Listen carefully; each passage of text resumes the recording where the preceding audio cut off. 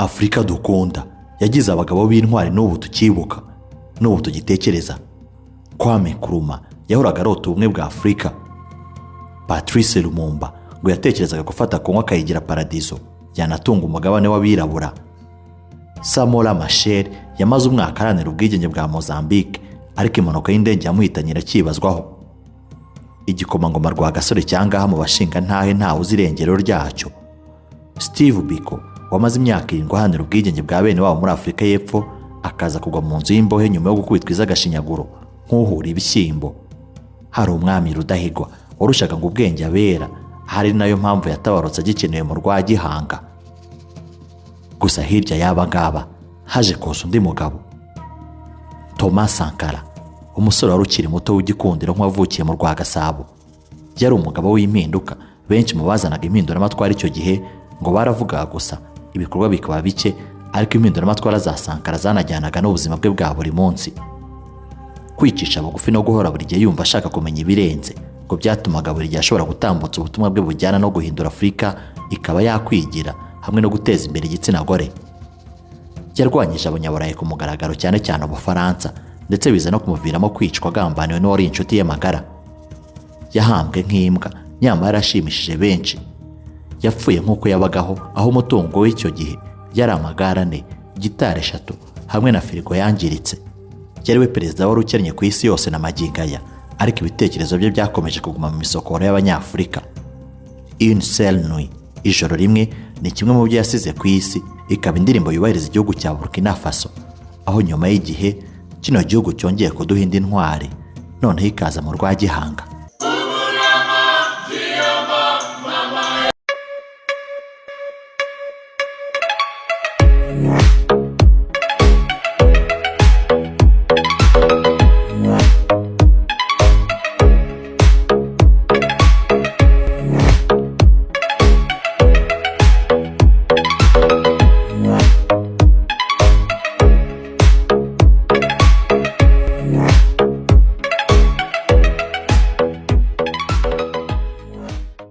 Memel Dao, c'est un jeune Burkinabé qui avait toute son enfance. Memel Dao ni umunyaburkina Faso ukiri muto wakuriye muri Burkina Faso, none akabaje kugerageza amahirwe mu Rwanda muri APR FC. Nakundaga ruhago kuva nkiri muto, impano ndayifite, nibwo buzima bwanjye. Je suis habitué, ma carrière est là, c'est ma vie aussi.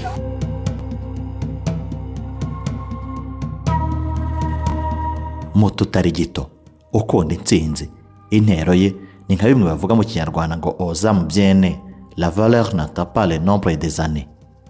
Ntabwo bisaba imyaka myinshi ngo agaciro kawe kagaragare.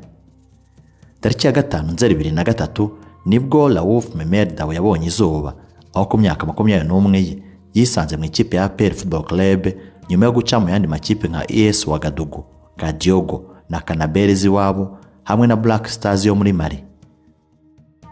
Bon, j'ai vu le club, je suivais les matchs. Nakurikiranaga ikipe, nakurikiranaga imikino yabo. Hari na mukuru wanjye hano Jibril niwe watumye nza hano. Byaranyoroheye kwibona mu ikipe, umutoza yaramfashije cyane. APR FC ni nk'umuryango. En tout cas, c'est la famille. APR FC, c'est la famille.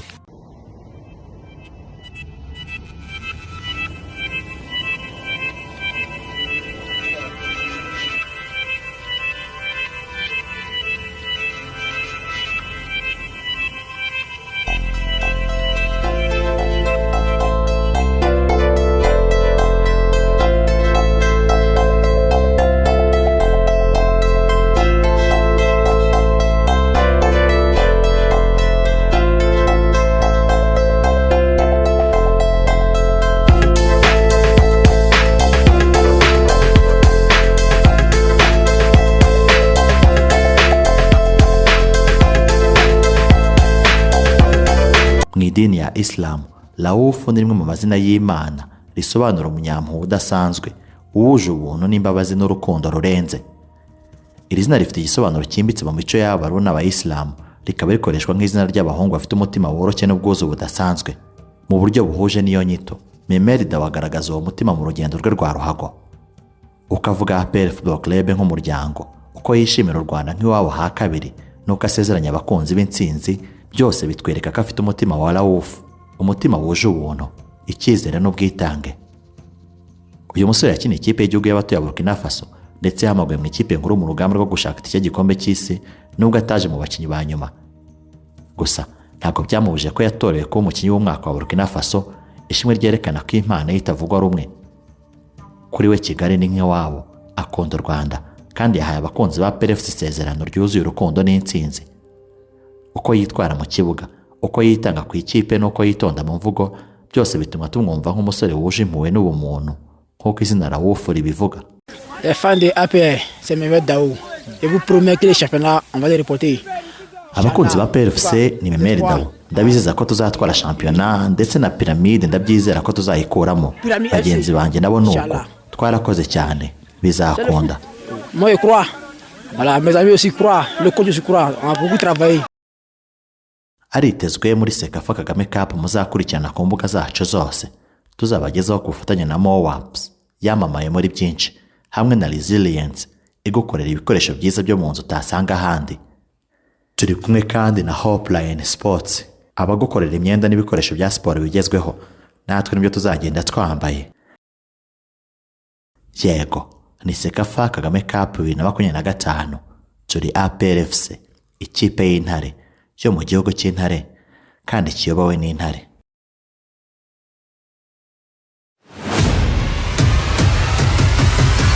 Ahandi ni muri Resilience Furniture Store iherereye Kicukiro Sonatube ahahoze YouTube. Twabazaniye furniture nziza zitandukanye by'umwihariko zikozwe mu rubaho rwa muvura. Dufite ibitanda byiza cyane bikozwe muri muvura, dufite table manger zitandukanye zifite design nyinshi, tubafite kandi utubati two mu gikoni twiza, imitako myiza, tukagira kandi n'amasahani by'umwihariko akoze muri muvura. Dufite kandi n'inzugi zikozwe muri muvura, afromosia na plywood. Muzindi service nziza tubafitiye harimo home interior design, hakabamo design and building services. Nimba wifuza ahantu heza wakura furnitures nziza zifite qualite kandi zifite design zitandukanye utarabona ahandi, murakaze neza muri Resilience hano Kicukiro Sonatube ahahoze YouTube.